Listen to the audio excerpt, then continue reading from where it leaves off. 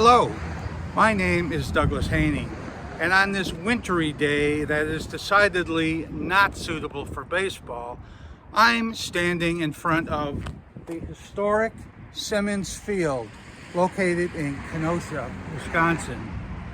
Built in 1930, it had become home to a litany of men's baseball teams, from the Kenosha Twins to the Mammoths, to the Kings, to the Chiefs, to the Pirates, to the Croakers, and currently the Kenosha Kingfish. But between 1948 and 1951, it hosted a uniquely different type of baseball team, the Kenosha Comets. Most Americans are familiar with Wrigley's gum, having grown up chewing Juicy Fruit or Spearmint, Double Mint, maybe Big Red. Many Americans are familiar with the Chicago Cubs, those lovable losers who finally gave their fans a World Series championship after a century's wait. And some Americans may even know that the Cubs were originally owned by chewing gum magnate Philip Wrigley. But what most Americans do not know is that in 1943, when millions of men were going overseas to fight in World War II and millions of women were taking their place in the factories and fields, Philip Wrigley came up with an idea that would not only provide entertainment but also empower women with sports opportunities that were simply not available prior to the war. Wrigley formed a women's professional baseball league, which, with some creative liberties, was depicted in the 1992 sports film A League of Their Own, starring Tom Hanks, Rosie O'Donnell, and Madonna. That league was called the All-American Girls Professional Baseball League, and within a few years, it had morphed from essentially a fast-pitch softball league into one in which, with a few minor exceptions, the girls were playing the same game as the boys, albeit in skirts. The league started with just 4 Midwest teams, all located within a 100-mile radius of Wrigley's Chicago. However, this was no tavern league. League training camps were filled with the best female athletes from the United States and Canada, all vying for 60 roster spots. Those chosen were sent to the Racine Bells, the Rockford Peaches, the South Bend Blue Sox, or last but not least, the Kenosha Comets. In its heyday, the league sported 15 teams with colorful names such as the Kalamazoo Lassies, the Milwaukee Chicks, the Chicago Colleens, the Battle Creek Bells, and the Fort Wayne Daisies. Each team played a full 108-game schedule with 15 players, a coach, and a chaperone to ensure that the girls were safe and behaved as was deemed appropriate for young ladies. Admittedly, the league and the girls were at first a novelty, and the league knew that snappy short skirts, satin shorts, and pretty faces would be a draw. However, Wrigley took pains to ensure that his players looked and acted like all-American girls, albeit with cleats. In addition to chaperones, each of the 600 girls that eventually played in the league were required to carry a beauty kit, pack modest travel clothes, keep their hair and uniform neat, use graceful speech, and even perform exercises to increase the sparkle and allure of their eyes. After each game, they were required to attend an evening charm school where they were reminded that looking sharp added to their crowd appeal. However, after the novelty effect wore off, spectators were surprised to learn that the league was comprised of decidedly talented and athletic women. This was, believe it or not, a bona fide league with professional players, and perks. Players were featured in national magazines such as Time, Life, and Newsweek. Preseason games were held in Yankee Stadium as well as in stadiums in Mississippi and Florida. Postseason playing tours visited Cuba, Central and South America. Players were paid professional salaries, often earning what would today be over $1,000 a week, more than their parents were earning in a factory or on the battlefield. There was even a championship game and an all-star team. At a time when war rationing forced people to stay close to home for their entertainment, the league's annual attendance skyrocketed, tripling in only 3 years, and within 5 years, welcoming close to 1 million fans eager to see their favorite team in action. Unfortunately, by the mid-1950s, with the end of rationing, rising expenses, suburban sprawl, the return of men from overseas, and some bad business decisions, this all led to the collapse of the league, which officially folded after the 1954 season.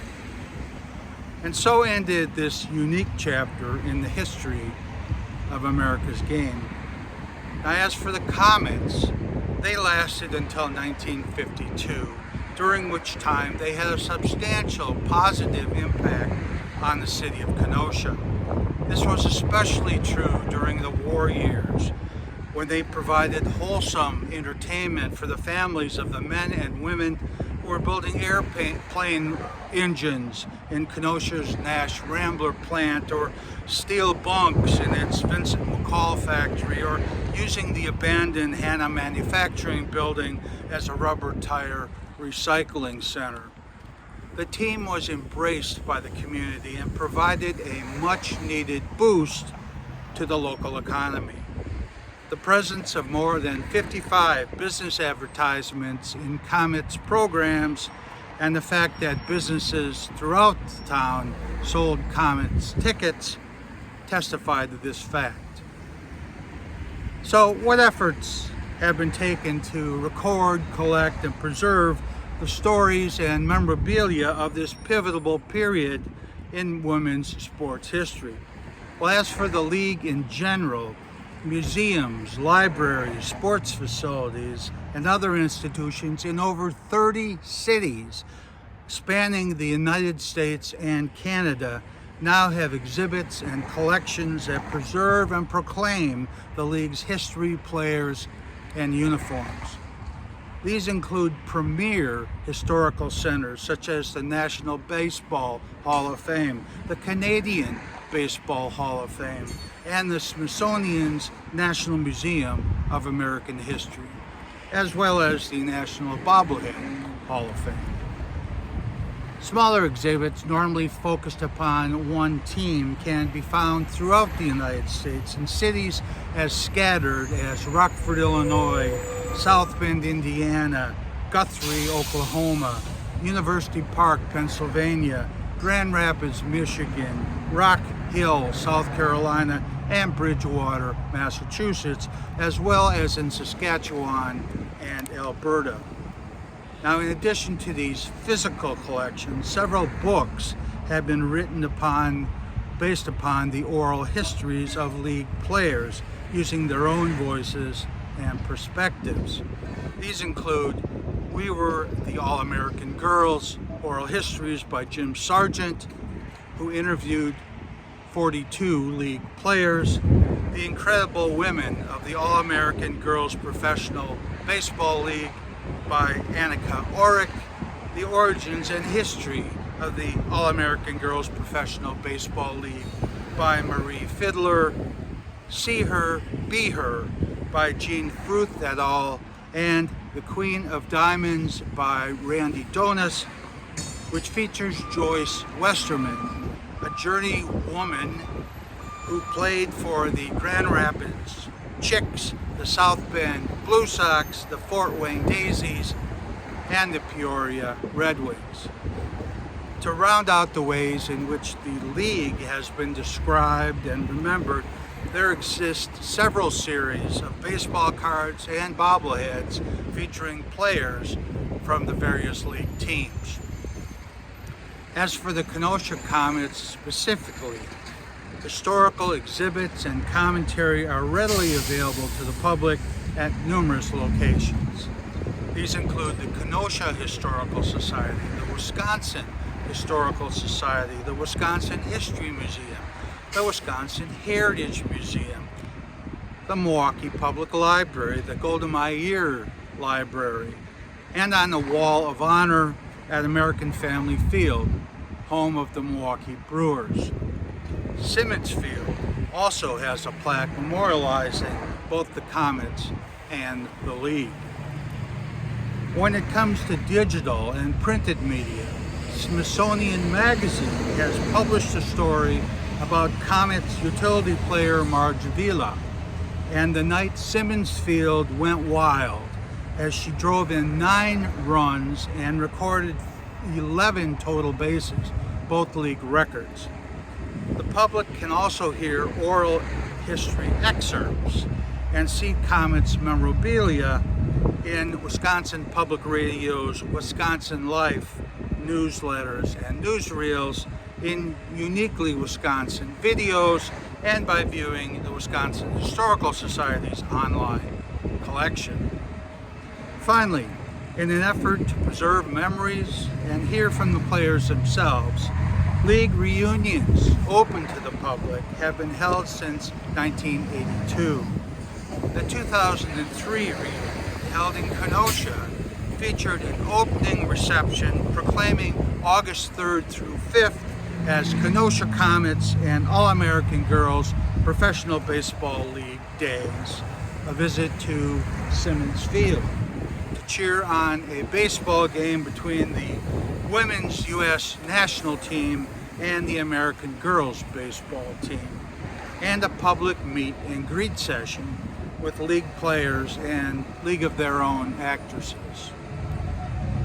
It is in these museums and stadiums and books and magazines and websites and reunions and even toys that this historical slice of Americana, the All-American Girls Professional Baseball League, has been and continues to be captured, preserved, and made available to the public, ensuring that the girls of summer will not be forgotten. Play ball. Thank you.